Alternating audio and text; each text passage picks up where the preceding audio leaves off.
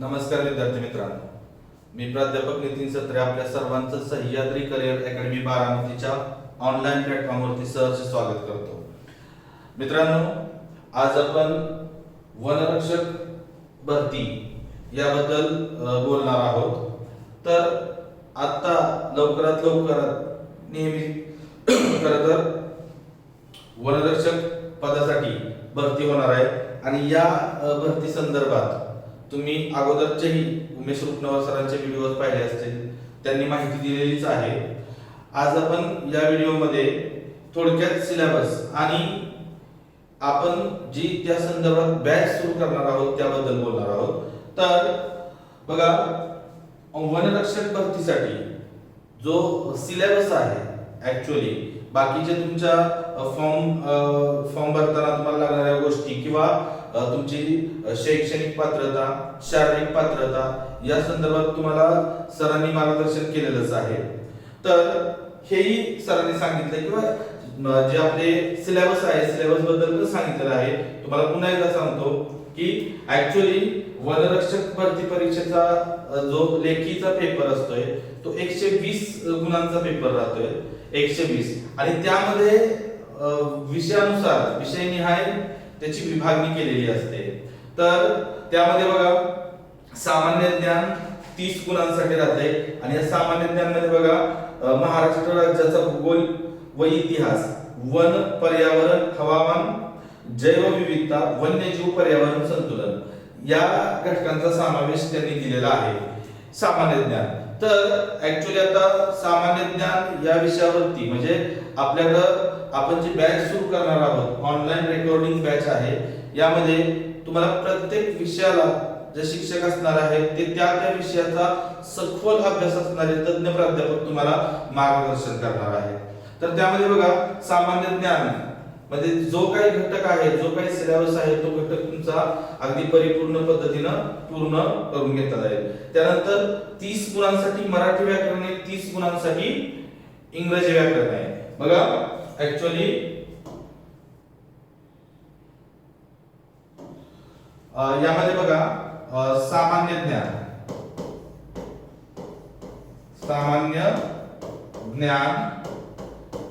30 गुणांसाठी आहे. त्यानंतर मराठी व्याकरण हे 30 गुणांसाठी आहे. त्याच पद्धतीनं राहते ते इंग्रजी व्याकरण. बघा, इंग्रजी व्याकरण हे 30 गुणांसाठी आहे.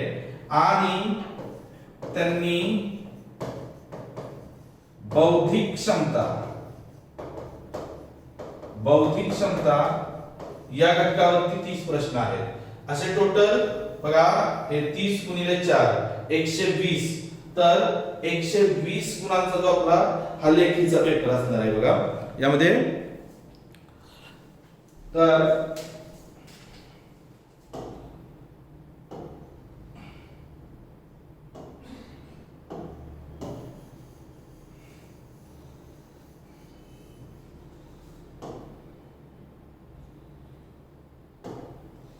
बघा, सामान्य ज्ञान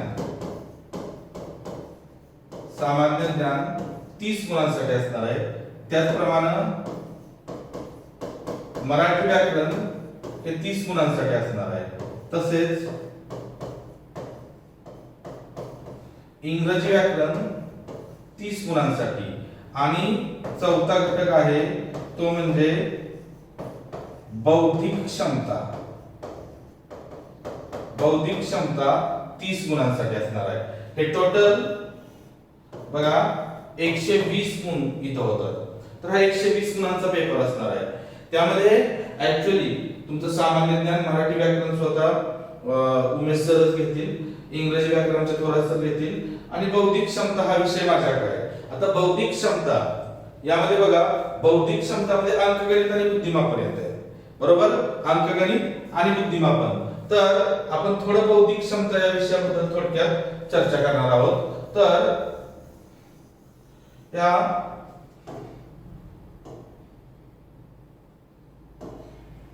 बघा, बौद्धिक क्षमता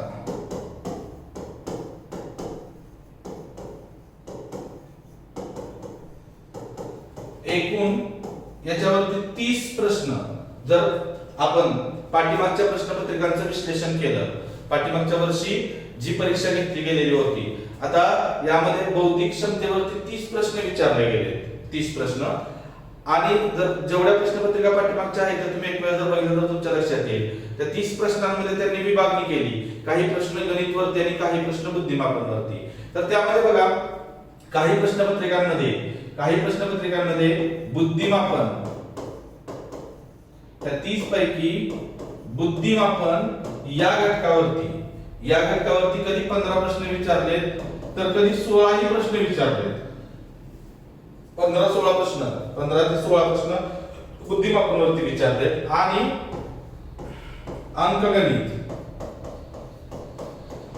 अंकगणित या घटकावरती त्यांनी 14 ते 15 प्रश्न विचारले. बघा 14 ते 15 प्रश्न हे अंकगणित वरती विचारले आणि बुद्धिमापन वरती 15 ते 16 प्रश्न विचारले. म्हणजे त्यांनी विभागले, म्हणजे साधारणतः 15 प्रश्न गणित आणि 15 प्रश्न बुद्धिमापन वरती असणार आहेत. आता फरक एवढाच आहे की पाठीमागच्या वर्षी बघा, म्हणजे लास्ट टाइम जी आपली वनरक्षकची भरती झाली होती, ती भरती ही महापरीक्षा पोर्टलने घेतली होती, बरोबर, महापरीक्षा पोर्टलनं. आणि आत्ताची जी भरती होणार आहे ती TCS आणि IBPS यांच्याकडून घेतली जाणार आहे. फरक काय असणार आहे तर लक्षात ठेवा, ज्यावेळी महापरीक्षा पोर्टलच्या जर आपण सर्व प्रश्नपत्रिका पाहिल्या, प्रत्येक पदासाठी त्यांनी घेतलेल्या जर प्रश्नपत्रिका पाहिल्या तर त्यामध्ये परत साधर्म्य आढळून येत होतं. त्यांचे प्रश्न विचारण्याची पद्धती एकसारखी होती. गणितातले, बुद्धिमापन मधले काही प्रश्न बघा एकसारखे प्रश्न प्रकार त्यांनी जास्तीत जास्त वेळा विचारले होते. म्हणजे साधारणतः उदाहरण तुम्हाला द्यायचं झालं तर एक खालीलपैकी सर्वात मोठी संख्या कोणती, आणि 4 ऑप्शन दिले होते. प्रत्येक ऑप्शन मध्ये 15 10 15 10 15 संख्या दिलेल्या होत्या आणि त्यांच्यामध्ये बेरीज वजाबाकी असे 4 ऑप्शन. अशा प्रकारचे प्रश्न, म्हणजे हा एक त्यांचा पॅटर्न होता. तो पॅटर्न त्याच्यापूर्वी कधी, म्हणजे महापरीक्षा पोर्टलच्या व्यतिरिक्त इतर ज्या काही परीक्षा झाल्या अगोदरच्या, महापरीक्षा पोर्टल येण्या अगोदर आणि महापरीक्षा पोर्टल गेल्यानंतर ज्या काही परीक्षा झाल्या, तर तसा पॅटर्न पुन्हा काही नव्हता आणि अगोदरही नव्हता. तो फक्त महापरीक्षा पोर्टलच्या काळात तो पॅटर्न होता. आणि त्या आता ही वनरक्षकची जी पाठीमागच्या वर्षी झालेली परीक्षा होती, ती परीक्षा महापरीक्षा पोर्टलने घेतली असल्यामुळं त्यामध्ये त्या पॅटर्नचे प्रश्न विचारले गेले होते. ओके, ठीक आहे. आता मात्र TCS बघा, TCS आणि IBPS यांच्याकडून प्रश्न पत्रिका घेतल्या जातील, यांच्याकडून ही परीक्षा कलेक्ट केल्या जातील. त्यामुळं की या TCS न अगोदर IBPS न घेतलेल्या प्रश्नपत्रिका, TCS न अगोदर घेतलेल्या काही प्रश्नपत्रिका आहेत, त्यांचा परिपूर्ण अभ्यास करून त्यांनी घेतलेले प्रश्न प्रकार, त्यांच्या परीक्षांना कोणत्या प्रकारचे प्रश्न पडतात, कशा प्रकारचे प्रश्न पडतात, काठिण्य पातळी कुठपर्यंत असेल, ह्या सगळ्यांचा विचार करून आपण ही रेकॉर्डेड बॅच बनवलेली आहे. बघा, त्यामुळं या जी वनरक्षकची जी आपली ऑनलाईन रेकॉर्डिंग बॅच आहे, या बॅच मध्ये गणित आणि बुद्धिमापन मध्ये जे काही आपण घटक घेतलेले आहेत ते सर्व परीक्षाभिमुख आहेत. आणि तुम्हाला स्पष्टपणे सांगायला मला आवडेल की यामध्ये तुमचा एकही मार्क जाणार नाही. जर तुम्ही ही बॅच लावल्यानंतर जे घटक आहेत ते घटक आपल्या इथं जसं आपलं लेक्चर होईल आणि ते लेक्चर झाल्यानंतर तुम्ही जर त्याचा योग्य पद्धतीने सराव, योग्य पद्धतीने प्रॅक्टिस केलं तर तुमचा त्याच्यातला एकही मार्क जाणार नाही याची खात्री देता येईल. त्यामुळं बघा, वनरक्षक भरतीचे संपूर्ण मार्गदर्शन आहे ही ऑनलाईन रेकॉर्डिंग बॅच फक्त 1500 रुपयात आहे. 1 डिसेंबर पासून या बॅचची जी तुम्ही ऑनलाईन बॅच जी घेणार आहे आपल्या सह्याद्री करिअर अकॅडमी बारामतीच्या ऍप्लिकेशन वरून, त्या बॅचची वैधता 1 डिसेंबर पासून ते परीक्षेपर्यंत आहे. आणि तुम्हाला तुमच्या मोबाईलमध्ये प्ले स्टोअरला जाऊन तुम्हाला सह्याद्रीचं ऍप घेतलं, तुम्ही डाउनलोड केलं तर त्या ऍप वरती तुम्हाला ह्या बॅचची पूर्ण माहिती ही मिळू शकेल. त्यामध्ये काही तुम्हाला त्या ऍप मध्ये तुम्हाला काही डेमो लेक्चर्स ही पाहायला भेटतील. मग त्यामध्ये गणितचे लेक्चर्स असतील, जीएस चे लेक्चर्स असतील, त्याच पद्धतीनं मराठी व्याकरणचे आणि इंग्रजीचे काय लेक्चर्स असतील ते तुम्हाला डेमो लेक्चर्स ही पाहायला भेटतील. ओके, आता बघा, हे जे बुद्धिमापन आणि अंकगणित आहे, बुद्धिमापन तुम्हाला तर मी सांगितलं हे प्रश्नांच्या बाबतीत प्रश्नांच्या बाबतीत मी तुम्हाला त्यांचे विभागणी सांगितली की साधारणपणे आपल्याला एक गोष्ट माहिती आहे, 30 प्रश्न आहेत, 15 प्रश्न गणित आणि 15 प्रश्न बुद्धिमापनचे. आता हे बघा, पाठीमागच्या वर्षी जी वनरक्षकची भरती झाली होती त्या भरतीमध्ये त्या परीक्षेमध्ये गणित आणि बुद्धिमापनचे आलेले प्रश्न प्रकार कसे होते, तर बुद्धिमापनचा जर तुम्ही पाहिल्या पाठीमागच्या प्रश्नपत्रिका पाहिल्या तर त्याच्यावरती जास्तीत जास्त लक्षात ठेवा, त्याच्यामध्ये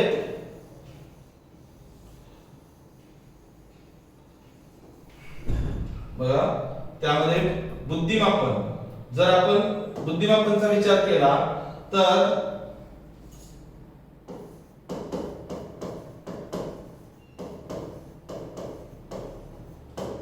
बुद्धिमापन या घटकावरती बघा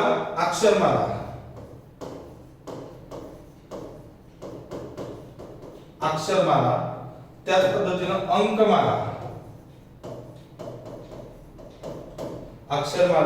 अंकमाला, तसेच त्यानंतर तुम्हाला जे दिशा ज्ञान वरती काही प्रश्न, दिशा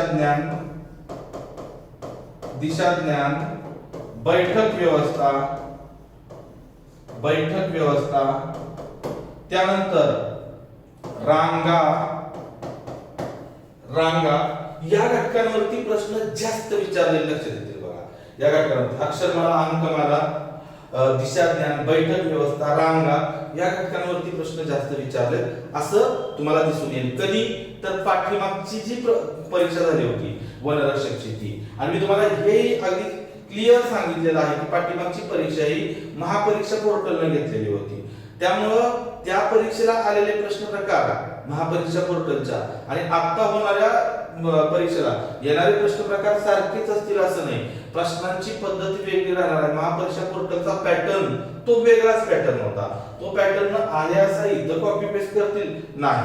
त्या टाइपचे काही प्रश्न पडले तर आपण जी आता ही आपली जी बॅच आहे या बॅच मध्ये आपण अगदी मध्य साधलेलं आहे की टीसीएस आणि आयबीपीएस न पाठीमागे घेतलेल्या परीक्षांना विचारले गेलेले प्रश्न कसे होते आणि महापरीक्षा पोर्टलनं पाठीमागे वनरक्षक भरतीलाच पाठीमागच्या प्रश्न कसे विचारले होते या दोन्हीचा अभ्यास करून अगदी सुवर्ण मध्य काढून आपण घेतलेले प्रश्न या रेकॉर्डेड बॅच मध्ये आहेत. तर याच्यावरती जास्त प्रश्न आता तुम्हाला सांगतो. पण याच्या व्यतिरिक्त जे बुद्धिमापनचे घटक आहेत मग त्यामध्ये आता बघा तर्क आणि अनुमान असेल. तर्क अनुमान म्हणजे विधान आणि निष्कर्ष हे असेल किंवा तुम्हाला त्यानंतर तुलना असेल. तुलनेवरती प्रश्न हा याच्यापेक्षा उंच तो त्याच्यापेक्षा लहान ठेंगा या प्रकारचे तुलनेवरती प्रश्न असतील किंवा वेन आकृती असतील.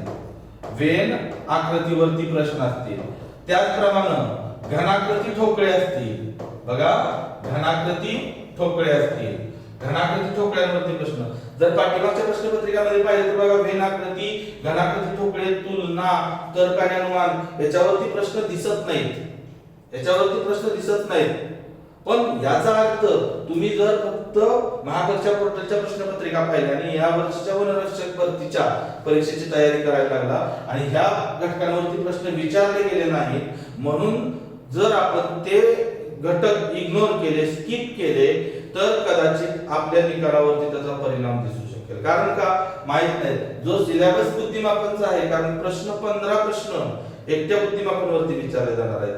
त्यामुळे त्याच्या प्रत्येक घटकावरती एक प्रश्न विचारला जाईलच ही आपण अपेक्षा ठेवायची की प्रत्येक घटकावरती एखाद्या घटकावरती डबल प्रश्न होईल, एखाद्या घटकावरती विचारलाही जाणार नाही. पण अभ्यास करताना मात्र आपल्याला प्रत्येक घटकाचा अभ्यास करावा लागणार आहे. कारण आपल्याला एकही मार्क्स, कारण बुद्धिमापन आणि गणित हे स्कोरिंगचे सब्जेक्ट आहेत आणि मेरिटचे सब्जेक्ट आहेत. ते तुमचं मेरिट ठरवतात. त्यामुळे आपल्याला इथं एकही मार्क्स सोडायचा नाही. घनाकृती ठोकळे हे जे सगळा सिलेबस आहे बुद्धिमापनचा अगदी अक्षर मालिकेपासून अगदी आकृत्यांची संख्या मोजणं, त्रिकोणांची संख्या किती, आकृती चौकोनांची संख्या किती, हा जो सगळा घटक आहे हा संपूर्ण घटक तुमचा बुद्धिमापनचा या रेकॉर्डेड बॅच मध्ये आपण पूर्णपणे चांगल्या पद्धतीनं कव्हर केलेला आहे. ओके, तर हे झालं बुद्धिमापनच्या संदर्भात. आपण थोडं गणित बद्दल जर विचार केला, बघा गणिताचा जर विचार केला तर यामध्ये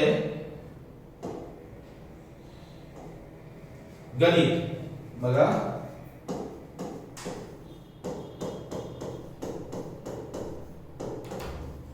अंकगणित.